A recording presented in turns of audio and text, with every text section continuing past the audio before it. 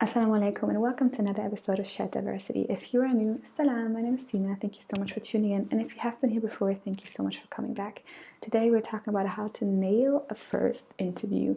And we talk about the 3 common mistakes and 3 strategies to overcome those mistakes. Here are 3 common mistakes that people make in interviews and 3 strategies that you can apply to wow. So let's start with the mistakes. Number 1, you're on the me train. And next step, find out how amazing I am. The common mistake is you make it about you. We always like to be in the middle of things. And in an interview, we think we have to prove to people how amazing we are, how smart we are, how amazingly qualified we are for the position.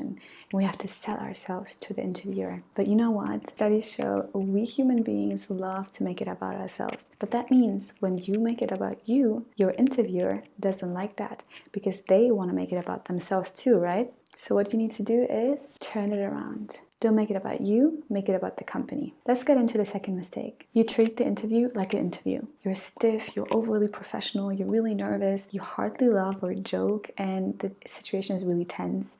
And you make it more tense because you're nervous, and then the other person is also tense, and then the entire room is just ice cold. And the third mistake, you only answer questions. You never ask them. So let's get into 3 strategies on how to wow people in an interview. The number 1 strategy has to do with the number 1 mistake, which is instead of making it about you, make it about the company. Because it's not about you, it's about the value that you bring to the company, to the role, to the team. So instead of, this is what I did, this is what I'm good at, this is what I'm interested in exploring, try this.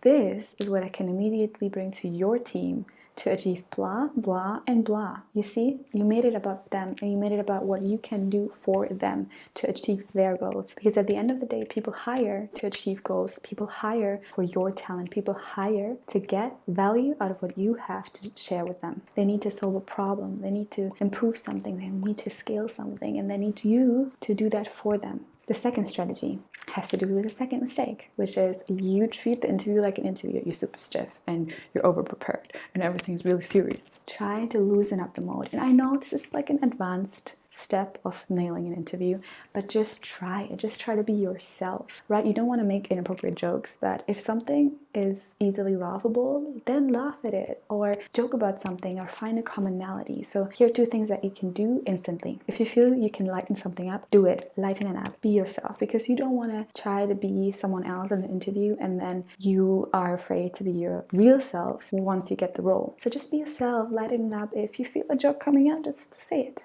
And number 2, find commonalities. If someone is wearing something that you really like, or if someone is interested in something, then find a commonality, create a connection. So if you see, okay, I'm a runner and I love jogging, and that person is talking about how they just went for a run in the morning, then say, hey, I love that. What kind of route do you go? I love to do this and this. If you see some kind of personal connection that you can create, just create it. So if someone says, for instance, hey, you know, I did my last job in London and you have spent some time in London, you can say, hey, I lived in London as well. What part of London did you live in? You know, create some kind of common connection. And here is an example from my first interview with a major brand where I'm not the best joker, but I did find a funny solution for a situation. So for the interview, I had to actually create a presentation how I would solve a problem that they were looking for. Not really like a bridge between our interview talking about what I can bring to them and the presentation. And I had some issues with the equipment, so I needed to really like find a way to like lighten up the mood because I was struggling with the equipment, and then everyone was kind of like,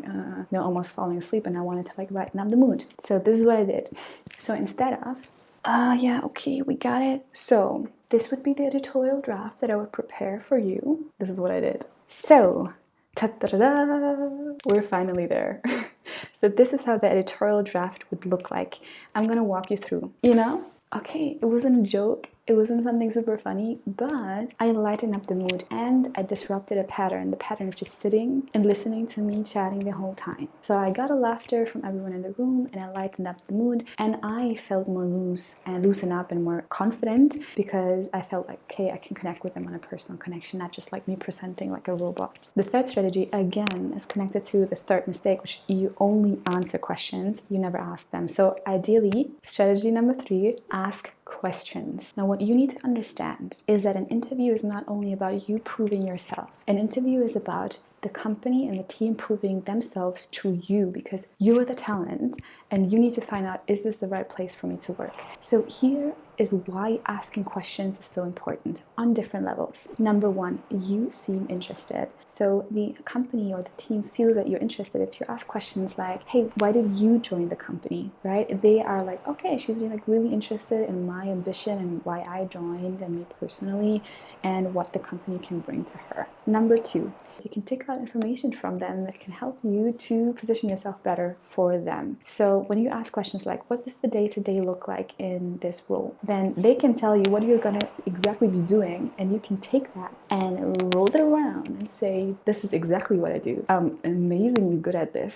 And what you just said I'm going to do day to day are exactly my strengths. And the third level of asking questions is that you can actually see, are they the right fit for me? Because if you ask questions like, how is the company culture like? How would you describe the energy and the values in the team? Then you can actually go out and say, hey, that team is actually horrible. I don't want to work for them. Let me find something else. Or you can say, hey, I'm really excited to join them because this company culture and values really align with my standards and values. Whenever you go in an interview, understand that you are the talent and they need you, not the other way around. So we'd love to hear from you. What kind of jobs are you looking to apply to? What kind of industry are you in, and what makes you stand out in your field? Leave it down in the comments. If you love this video, please make sure that you like and subscribe and share this with someone who needs to hear this. And I'll see you next time. Assalamu alaikum.